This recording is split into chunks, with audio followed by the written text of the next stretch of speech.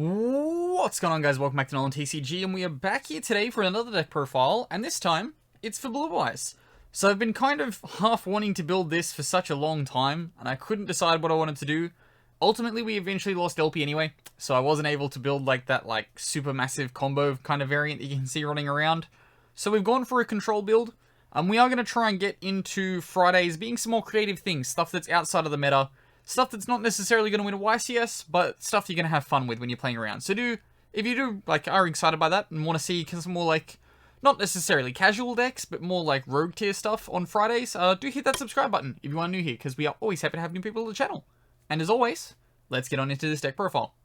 Before we do get started on this one though, it is brought to you of course by yourplaymat.com, who got us our beautiful NolanTCG extra deck sleeves. These are available on yourplaymat.com, as well as you can get custom sleeves and custom playmats, so whatever you need for the current format. There is an affiliate link in the description down below that does get you a little bit of a discount on your order. Also, enter the code NolanTCG for 10% off your order. Also kicks back a little bit to the channel, so everything will be very much appreciated. If you're shopping there, you're getting custom sleeves, custom playmats down. Make sure to enter our code at checkout. But let's get on into this deck profile. Okay, so starting us off, we of course, in this list, we are playing 3 copies of Alternative. It is a free summon to the board. It's once per turn, which kind of sucks, but you do want to have it at all times. You are playing trade-in as well, so if you draw 2, hopefully you've drawn that trade-in. You can just discard 1, get rid of it. After that, we have 3 copies of Blue Eyes White Dragon. Of course, this is your vanilla. I actually feel really bad now that I didn't lead off with this, because of course, this is what you should always lead off with in a Blue Eyes deck. I've just dropped the 40th card on the floor. We'll get to that when we get to that. After this, we are playing 2 different one-ofs. So we're playing 1 copy of Blue Eyes Solid Dragon and 1 copy of Dragon Spirit of White. These are the targets you're going to be summoning off your Sage with Eyes of Blue. Of course, you're going to be using this for that targeted negation. And then you're going to be using the Dragon Spirit of White for back row removal. Back row removal. That's it. Struck a blank there. Struck a blank there. After that, of course, I did mention it. We are playing 3 copies of Sage with Eyes of Blue. Normal summon gives you the search for the light tuner. We're not playing the one-off effect veiler in this list. That is something you can consider. Actually, I'd probably put that in. Yeah, I'd probably put that in, given that later on we're going to be playing impermanence. Given that effect veiler is searchable and it's realistically the same thing, I could probably consider playing effect veiler in this list. Definitely didn't occur to me until right now as I'm going through the list in front of me. Of course, as well, you're going to be using this to discard summon the effect veiler, not effect veiler, Blue Eyes monster from deck, and then that's where you're going to be toolboxing out your Dragon Spirit of White and your Blue Eyes Solid Dragon. Then next off, we've got our stones. So we're playing 3 copies of White Stone of Ancients. There are situations where you're going to be trying to mulch through multiple of these. Of course, you are playing cards of Consonance later in the list to turn this into a bit of a draw engine. That's the alternative to Desires that we're going to be playing. And then we are playing 1 copy of White Stone of Legend. You can mix around with your ratios for these guys. I've just always played this ratio whenever I play Blue Eyes, so I just kind of stuck with the ratio that I'm comfortable with. Then we get into our kind of level 8 extenders. So we're playing 1 copy of Nebula Dragon. Summons the 2 to the board and becomes that free rank 8. We've got 1 copy of Chaos Dragon Legionnaire. Again, banishes from grave. Summons the free monster to field. If you're using all light monsters, which this deck pretty much all is, you're going to be getting a special summon back. Again, that's a free rank 8. And then 1 copy of Galactic Spiral Dragon. Again, 2 level 8s on board. Lets you extend. So you got your light or your dark dragons and or. Then special summons back from the grave. Of course, get that free rank 8 extension. Then because we want to be controlling the board at all times, we are playing 3 copies of Nibiru. We are playing Relinquished Anima, of course, with all of the 7 level 1s. I believe it's 7 level 1s. Yeah, these are both 1s. For some reason I got confused thinking maybe one of them was a 2 and I was like, oh no, gonna sound dumb here. But yeah, because you have that kind of access to Relinquished Anima, you can use that to slurp up the Nibiru tokens, so Nibiru becomes pretty powerful. Granted, it's not always going to work on all of your matchups, so make sure you have a side deck in case you're playing against control, and this necessarily isn't the best thing. Granted, we aren't playing back row removal in this deck. That could be what you consider switching it for, if you're not considering or coming into playing against a lot of big combo decks. That's it for our monster lineup, though, so now we will get into our spells. We do, of course, have 3 copies of Return of the Dragon Lords.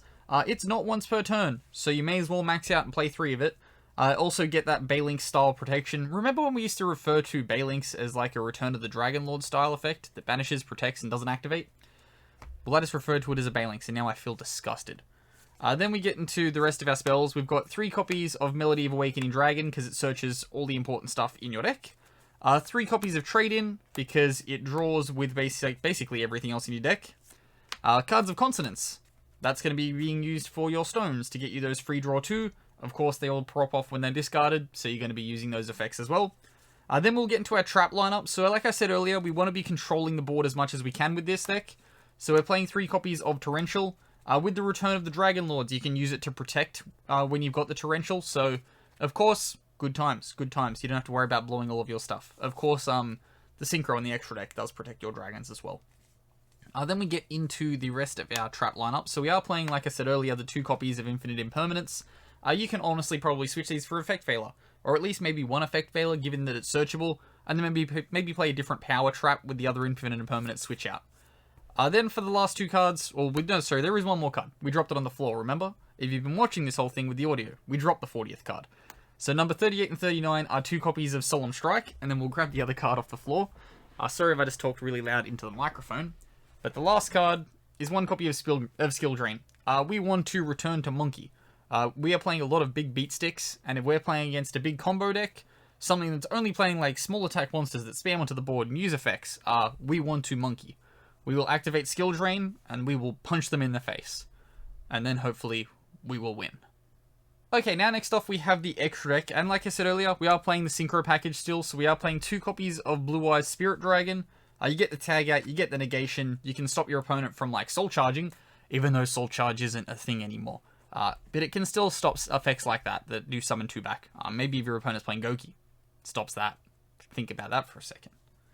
I kind of want to mess around with Goki again. After this, we've got 1 copy of the Azure Eyes. Of course, you get the protection. If it kind of sits on board, you're just going to be bringing back a Blue Eyes every turn. Hopefully that means you're winning the game. Given that this hasn't been removed, obviously you are. But yeah, kind of good. Kind of very good. Also lets you protect the monsters when it touches down. All the monsters that are currently on board will get protect from a Torrential, so then you can activate your Torrential with no guilt at all. And then the other option that you can tag into, I'm not playing any other ones, I want to kind of keep as much of my extra deck as free as possible, so we are playing the 1 copy of Black Rose Moonlight Dragon. Of course, this is just like your free random... It's not a banish, is it? No, I've struck a complete blank again.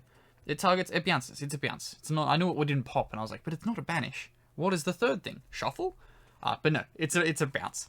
Then we get into our XEs. Of course, we are playing the OTK package, so we've got the 1 copy of Dragublion and 1 copy of Numeron Dragon.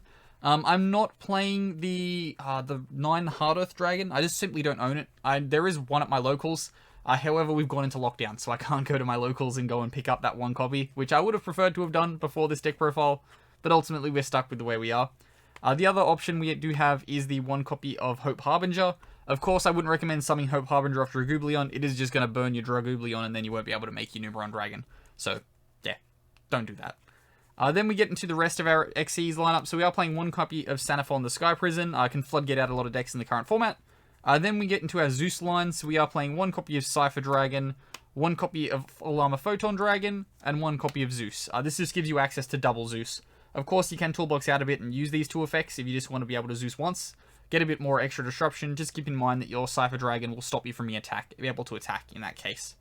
Then we get into our Link Summoning lines. So your Link Summoning lines aren't massively deep, but they do have a bit of toolbox to it. So we are playing 1 copy of Relinquished Anima, because your 1s can become, of course, the Relinquished Anima to slurp up. Going first, though, you do have access to the Link Karibo to give you that little bit of protection. We have the 1 copy of Halka Fibrax, because you can use this to toolbox your stones. Get as many of them into grave as possible and prop them all off in end phase if, say, having a bit of a rough time going first. And then we are playing 1 copy of Ningirsu. So typically you'd be able to go Anima, get another stone, go into Halka Fibrax. Halka Fibrax will get you another stone, turn that into Link Karibo, and then you can turn them both into the Ningirsu. Ningirsu will then be able to out a Dragoon if you're having a bit of trouble. However, you can just attack over it, return to Monkey, punch in face.